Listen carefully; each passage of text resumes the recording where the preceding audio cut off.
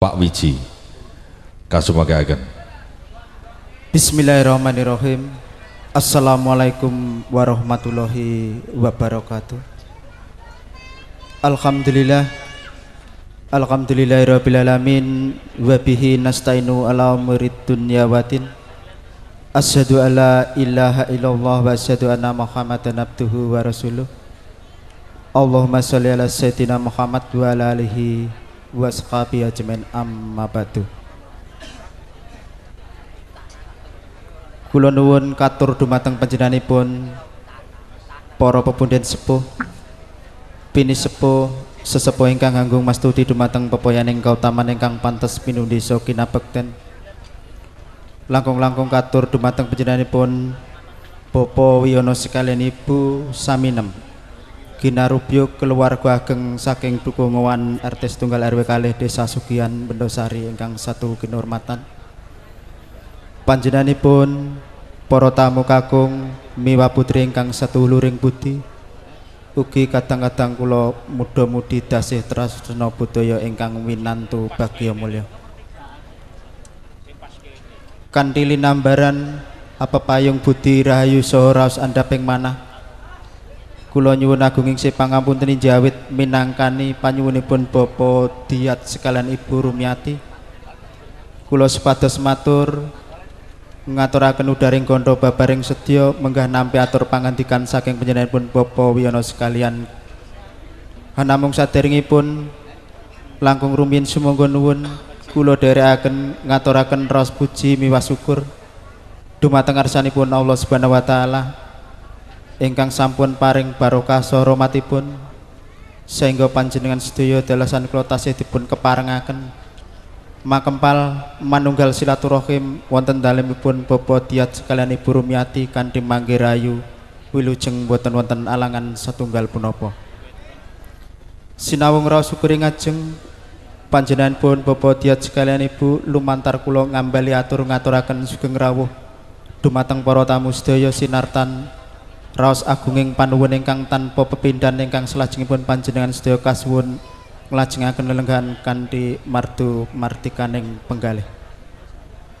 Panjenenganipun para tamu, para rawuh kakung miwa putri ingkang satu kinurmatan, nun injih wigatos ing gati-gatining perlu rika lenggan dalu punika.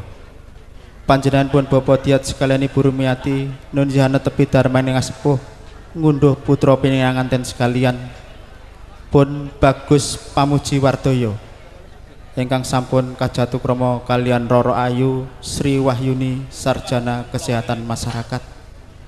Menggah sampun kalampahan akad nikah saha panggih wonten Dukungan Desa Sugihan kanthi mangke rayu wilujeng boten wonten alangan satunggal punapa. Pramila awit kanthi kerawan panjenengan sedaya sinartan raos andhaping manah rika lenggan dalu punika panjenenganipun Bapak Diat sekalian Ibu nyuwun tambahing donga pangestu mugi-mugi putra pinanganten sekalian anggenipun badhe anggebyur lelumban wonten bebrayan enggal pinaringan momongan sehingga mujudaken setunggaling keluarga ingkang sakinah mawaddah warahmah. Panjenenganipun para tamu kakung miwa putri ingkang satu kinurmatan, nun injih nampi atur pangandikan saking panjenenganipun Bapak Wiyono sekalian Ibu Saminem ingkang sampun tinalang basa panjenenganipun Bapak Agus Martono ingkang sepisan atur sungkem pangabekti saha salam taklim panjenengan sampun kula tampi kanthi syukurenaning penggalih kanthi atur waalaikumsalam warahmatullahi wabarakatuh. Menggatur lumaraping putra pinanganten sekalian pun Bagus Pamuji Wardoyo saha Roro Ayu Sri Wahyuni SKM ugi sampun kula tampi kanthi syukurenaning penggalih lan nambah bilih samangke cumandha wonten Dukungan Desa Kenokerjo mriki. Panjenenganipun Bapak Diat sekalian Ibu badhe paring pitedah saha panggula wenthahipun ing pangajap putra pinanganten sekalian saged njumbahaken kalian kawontenan saha bebrayan wonten Desa Kenokerjo mriki.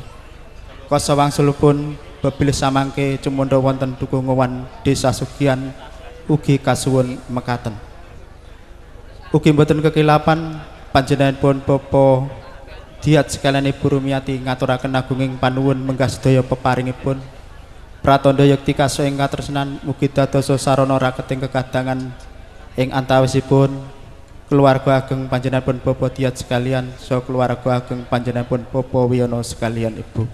Bebasan boten saged pisah ingkang sak lami-laminipun. Kajawi saking punika panjenenganipun Bapak Diat sekalian Ibu nyuwun diagungna pangaksami. Anggenipun nampi kerawuhan saha caos palenggan panjenengan sedaya kirang jumbuh karana kaluhuran panjenengan. Ugi kuranging trapsila kadang-kadang muda-mudi anggenipun hanamung prida kunjuk wonten ngarsa panjenengan lumantar kula nyuwunaken agunging sih pangapunten. Ingkang salajengipun mbok bilih sampun sawetawis dangu anggen panjenengan lenggan panyuwunipun Bapak Diat sekalian kasuwun mangsilujuan punapa teng ngedapi pasugatan ingkang sampun sumadya. So nglajengaken lelenggan kanthi mardu martikaning penggalih ngantos paripurnaning pahargyan prasaja rigalangan dalu punika.